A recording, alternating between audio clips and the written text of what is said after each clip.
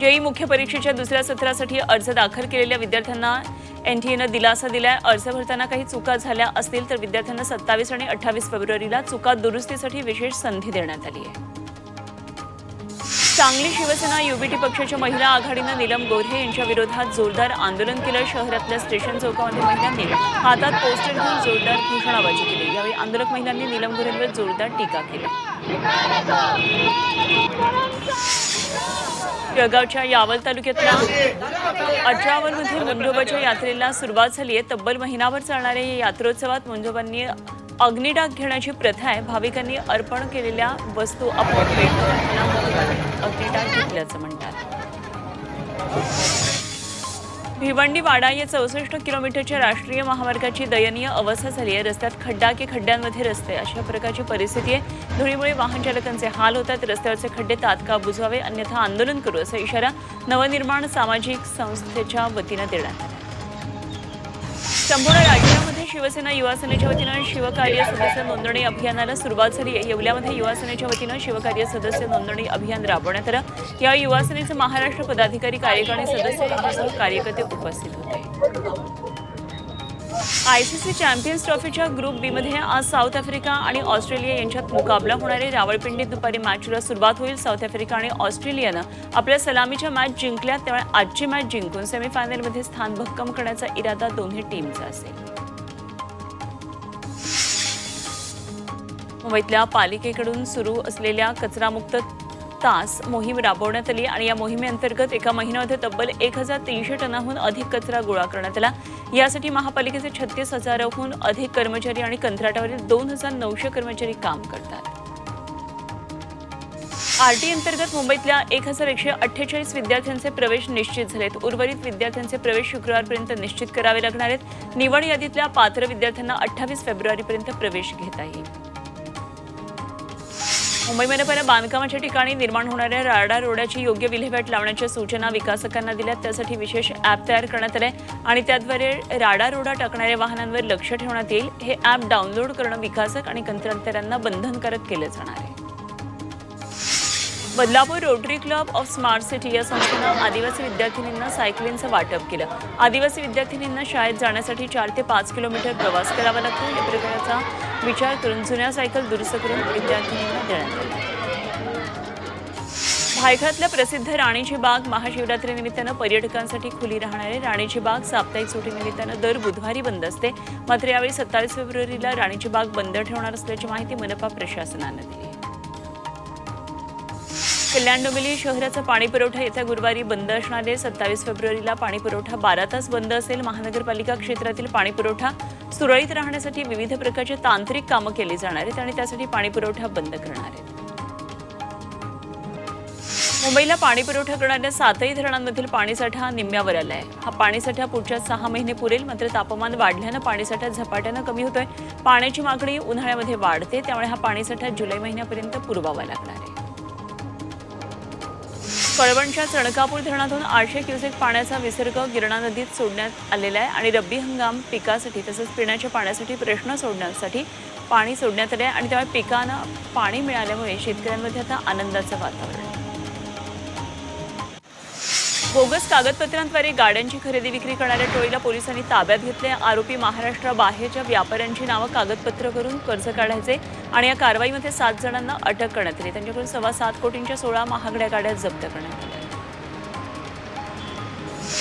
New India cooperative बँकेच्या खातेदारांना reserve बँकेनं दिलासा दिला। या खातेदारांना 27 फेब्रुवारीपासून 25,000 रुपये खात्यातून काढता येणार आहेत आणि तसं परिपत्रक भारतीय रिझर्व्ह बँकेनं जारी केलंय।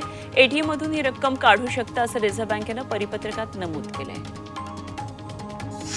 सोलापूर शहरातून चोरी करणाऱ्या 20 वर्षाच्या तरुणाला अटक झाली आहे। त्याच्याकडून तब्बल 4,46,000चा चोरीचा मुद्देमाल जप्त करण्यात आला।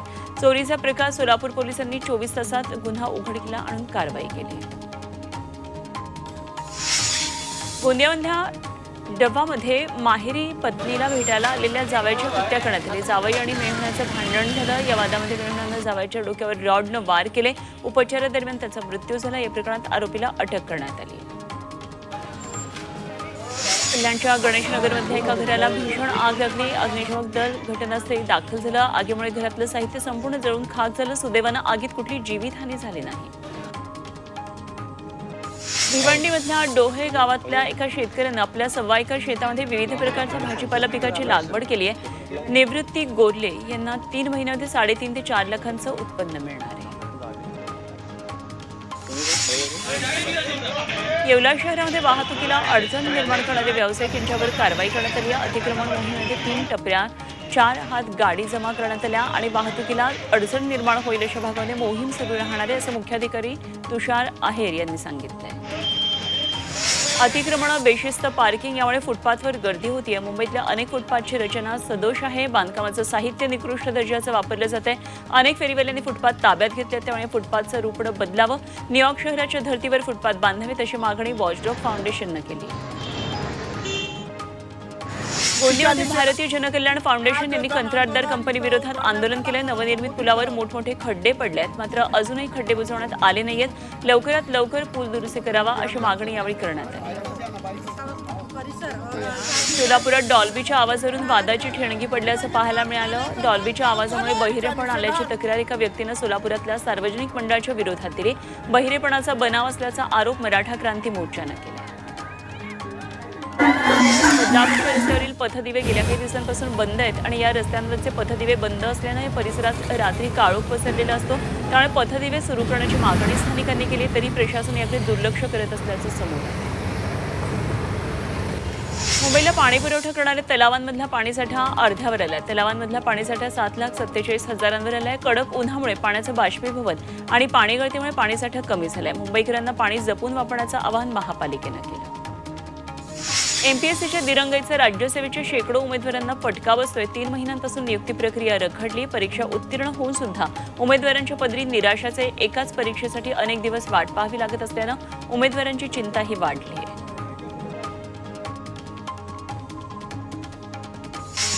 रायगड जिल्हा परिषदेतल्या अपहार प्रकरणाची व्याप्ती मोठ्या प्रमाणामध्ये वाढलेली दिसते. पाणीपुरवठा विभागापाठोपाठ आता एकात्मिक बालविकास सेवा प्रकल्प योजनेत 4,12,00,000 रुपयांचा अपहार झाल्याची बाब समोर आली आहे. रायगडच्या खालापूरमध्ये 3 डान्स बारवर एलसीबीनं छापा टाकला. यावेळी 32 बारबालांसह 40 आरोपींवर गुन्हा दाखल करण्यात आलाय. या बारमध्ये बांगलादेशी आणि अल्पवयीन बारबाला असल्याची माहिती पोलिसांना मिळाली. जालन्यातल्या नीलम थिएटरमध्ये दारू पिऊन आलेल्या तरुणांनी दगडफेक करून तोडफोड केली. विनामूल्य चित्रपट पाहण्यासाठी थिएटर चालकांनी विरोध केल्यानं 6 ते 7 जणांनी धुडगूस घातला. या प्रकरणी या तरुणांवर गुन्हा दाखल करण्यात आलाय आणि ही घटना सीसीटीव्हीमध्ये चित्रित झाली. अकोल्यातल्या बाजार परिसरामध्ये आयकर विभागानं धाड टाकली. यावेळी पान मसाला, सुपारी विक्रेत्यांच्या दुकानांवर आयकर विभागानं कारवाई केली. त्याचबरोबर जीएसटी आणि आयकर न भरणाऱ्यांवर कारवाई करण्यात आली. पुण्यातल्या कुख्यात गुंड गजा मारण्याला अटक करण्यात आली. सॉफ्टवेअर इंजिनियर तरुणाला मारहाण प्रकरणात गजा मारण्याला अटक करण्यात आली. शिवजयंती मिरवणुकीदरम्यान गजा मारण्यानं इंजिनियरला मारहाण केली होती आणि त्याच्यावर मकोकानुसार कारवाई करण्यात आली आहे. पुण्यातल्या वाहतुकीला शिस्त लावण्याबरोबर वाढत्या गुन्हेगारीला आळा घालण्यासाठी पोलिसांनी विशेष मोहीम हाती घेतली. शहरातल्या 39 ठिकाणी एकाच वेळी नाकाबंदी करून वाहनांची तपासणी करण्यात येते. 4 ते 6च्या दरम्यान ही कारवाई सुरू असणार आहे. उल्हासनगरमध्ये अनधिकृत बांधकामं जमीनदोस्त करण्यात आली आहेत. उल्हासनगर महापालिकेकडून ही धडक कारवाई करण्यात येते. तसंच यापुढे अशा मोहिमा अधिक तीव्र करण्यात येणार असल्याचेही संकेत पालिकेनं दिले. भिवंडीत एका तरुणीवर सामूहिक अत्याचार करणाऱ्या 5 जणांना पोलिसांनी अटक केली. या प्रकरणात गुन्हाही दाखल केला आहे. पोलिसांनी 48 तासामध्ये या 5 नराधमांना ताब्यात घेत कारवाई केली. मुंबईत एसी लोकलमध्ये फुकट्या प्रवाशांचा शिरकाव वाढला आहे. मध्य रेल्वेनं एसी लोकलमध्ये फुकट्या प्रवाशांवर कारवाई करण्याची मोहीम हाती घेतली आहे. या मोहिमेअंतर्गत वर्षभरात 81,709 फुकट्या प्रवाशांना पकडण्यात आलं आणि त्यांच्याकडून 2,70,00,000 रुपयांचा दंड वसूल करण्यात आला. अकोल्यातल्या काजळेश्वरमध्ये मधमाशांनी महिलेवर हल्ला केल्यानं या महिलेचा मृत्यू झाला. त्याचबरोबर या हल्ल्यात 6 जण जखमी झालेत. या घटनेमुळे परिसरामध्ये हळहळ व्यक्त करण्यात आली. सांगलीच्या कुंडलमध्ये वन अकादमीमध्ये प्रशिक्षणार्थी 65 कर्मचाऱ्यांना विषबाधा झाली आणि त्यांना सांगलीतल्या शासकीय रुग्णालयात उपचारांसाठी दाखल करण्यात आलं. हे सर्व प्रशिक्षणार्थी अमरावती वन विभागाच्या चिखलदरा वन प्रशिक्षण केंद्रातले आणि कुंडलमधल्या अकादमीला भेट देण्यासाठी ते आलेले होते. सोलापुरातल्या हैदराबाद महामार्गावर आयशर टेम्पोला भीषण आग लागली। अग्निशमन दलाकडून आग विझवण्यात आली। आगीत टेम्पो जळून खाक झाला। शॉर्ट सर्किटमुळे आग लागल्याचा प्राथमिक अंदाज। पुण्यात वाघोलीमध्ये एका गोडाऊनला भीषण आग लागली। आगीमुळे संपूर्ण गोडाऊन जळून खाक झालं। सुदैवाने या आगीत कुठलीही जीवितहानी झाली नाही, मात्र लाखो रुपयांचं नुकसान झालं। पंढरपुरातल्या चंद्रभागा नदीत स्नानासाठी आलेल्या 2 भाविकांचे प्राण कोळी बांधवांनी वाचवले। या भाविकांना पाण्याचा अंदाज न आल्यानं दोघे बुडाले। यावेळी होडी चालवणाऱ्या कोळी बांधवांनी त्यांचे प्राण वाचवले। घटनेमुळे जीवरक्षक आणि स्पीडबोट ठेवण्याची मागणी कोळी बांधवांनी केली। पंढरपुरात सुधीर मुनगंटीवारांच्या पुढाकारातून छावा चित्रपटाच्या शोचं आयोजन करण्यात आलं। चित्रपटाचा आनंद चंद्रपूरकरांनी घेतला। छत्रपती संभाजी महाराजांवरील छावा म्हणजेच तत्वाचे आणि सत्वाचे प्रतीक असल्याची भावना यावेळी मुनगंटीवार यांनी व्यक्त केली। सांगली जिल्ह्यातल्या शाळांमध्ये मुलांना नशाविरोधी प्रतिज्ञा आणि शिक्षकांकडून ड्रग्जचे दुष्परिणाम याबाबतीत मार्गदर्शन दिलं जाणार असल्याची माहिती पालकमंत्री चंद्रकांत पाटील यांनी दिली। राज्याच्या शिक्षण विभागाकडे तसा प्रस्ताव देखील मान्यतेसाठी पाठवल्याचं त्यांनी सांगितलं। सातारा शिवसेनेच्या वतीनं जिल्हा संपर्क अभियान राबवण्यात आलं। या अभियानाची सांगता युवा सेनेच्या संवाद मेळाव्यात झाली। यावेळी खासदार धैर्यशील माने यांच्यासह स्थानिक पदाधिकारी उपस्थित होते। त्याचबरोबर धैर्यशील मानेंनी शिवसैनिकांना मार्गदर्शन केलं। बदलापुरात दुकानांवर असलेल्या मराठी पाट्यांच्या मुद्द्यावरून मनसैनिक आणि दुकानदारांमध्ये जोरदार वाद झाला। याच मुद्द्यावरून मनसेनं दुकानदारांना 2 दिवसांचं अल्टिमेटम दिलंय। ज्या दुकानदारांनी अजूनही आपल्या पाट्या मराठीमध्ये केलेल्या नाहीत त्यांच्या विरोधात महिला मनसैनिक आक्रमक झाल्या। अंबरनाथच्या शिलाहारकालीन शिवमंदिरामध्ये दरवर्षी महाशिवरात्रीनिमित्तानं मोठ्या संख्येनं भाविक येत असतात, त्यामुळे शहरात मोठ्या प्रमाणात गर्दी होते। 25 फेब्रुवारी संध्याकाळपासून ते 27 फेब्रुवारीपर्यंत वाहतुकीत काही बदल त्यासाठी करण्यात येणार आहेत। त्यामुळे नागरिकांना आता पर्यायी मार्गाचा अवलंब करावा लागणार आहे। तुरुंगात असलेल्या गरीब कैद्यांची आता सुटका केली जाणार आहे। गरीब कैद्यांचा जामीन केंद्र सरकार भरणार आहे। जामिनासाठी पैसे नसल्यानं हजारो कैदी तुरुंगामध्येच आहेत आणि राज्यात लवकरच या योजनेची अंमलबजावणी होणार आहे। मुंबईच्या महालक्ष्मीमधील धोबी घाटाला पालिकेच्या खर्चानं पीएनजीची जोडणी दिली जाणार आहे आणि धोबी घाटात पाणी गरम करण्यासाठी लाकूड जळून जाळ केला जातो, त्यामुळे होणारं प्रदूषण रोखण्यासाठी पालिकेनं हा निर्णय घेतलाय। या कामासाठी पालिका 24 कोटी रुपये खर्च करणार आहे। राज्यात एमआयडीसीमध्ये 3000 पदं रिक्त आहेत। मनुष्यबळाअभावी औद्योगिक विकास रखडलाय। एकूण 5603 पदांपैकी 3000 जागा रिक्त आहेत। राज्य शासनानं एमआयडीसीमधल्या मनुष्यबळाचा सविस्तर आढावा घेतला आणि त्यामधून ही माहिती समोर आली आहे। अहिल्यानगरच्या शेवगाव शहरामध्ये प्लास्टिक पिशव्या विकणाऱ्या दुकानांवर कारवाई करण्यात आली। यामध्ये 120 मायक्रोखाली असलेल्या तब्बल 27 क्विंटल प्लास्टिक पिशव्या जप्त केल्या।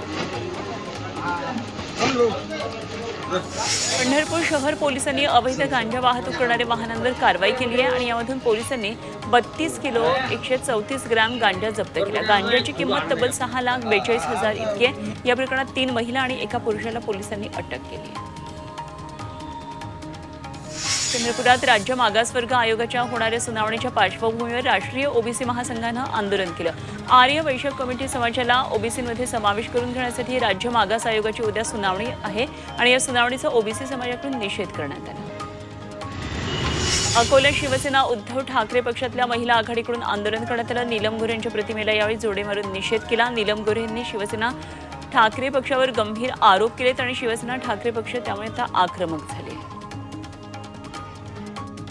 ठाणे महापालिकेतील हद्दीतील दिवा ते शिळफाटा वाय जंक्शन परिसरातल्या 54 इमारतींवर ठाणे महानगरपालिका कारवाई करणार आहे। पोलीस बंदोबस्त समितीची कारवाई सुरू करण्यात येणार असल्याचं प्रशासनानं स्पष्ट केलं। ठाणे शिवसेना उद्धव ठाकरे पक्षाच्या महिला कार्यकर्त्यांनी आंदोलन केलं। नीलम गोऱ्हेंनी उद्धव ठाकरेंबद्दल केलेल्या वक्तव्याच्या निषेधार्थ आंदोलन करण्यात आलं। यावेळी नीलम गोऱ्हेंच्या फोटोला जोडे मारून निषेध केला। यवतमाळमध्ये अंगणवाडीच्या सेविकांनी मोर्चा काढला। पूरक पोषण आहाराचा दर किमान तिपटीनं वाढवावा, टीएचआर बंद करावा, त्याऐवजी पर्यायी आहार द्यावा अशा विविध मागण्या यावेळी करण्यात आल्या। परभणी महापालिकेच्या विरोधात विकास संघर्ष सभेच्या वतीनं रोड रोलर घेऊन जिल्हाधिकारी कार्यालयावर मोर्चा काढण्यात आला। शहरात खड्ड्यांचं साम्राज्य पसरले तेव्हा नागरिक धुळीमुळे श्वसनाचे आजारांनी त्रस्त आहेत आणि जोपर्यंत शहरात चांगले रस्ते होणार नाहीत तोपर्यंत टॅक्स देणार नाही असा इशारा यावेळी देण्यात आला.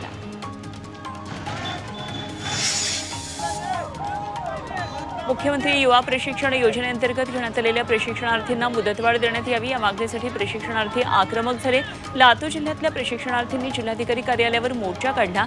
मागण्या मान्य न झाल्यास मुंबईत विराट मोर्चा काढण्याचा इशारा यावेळी देण्यात आला.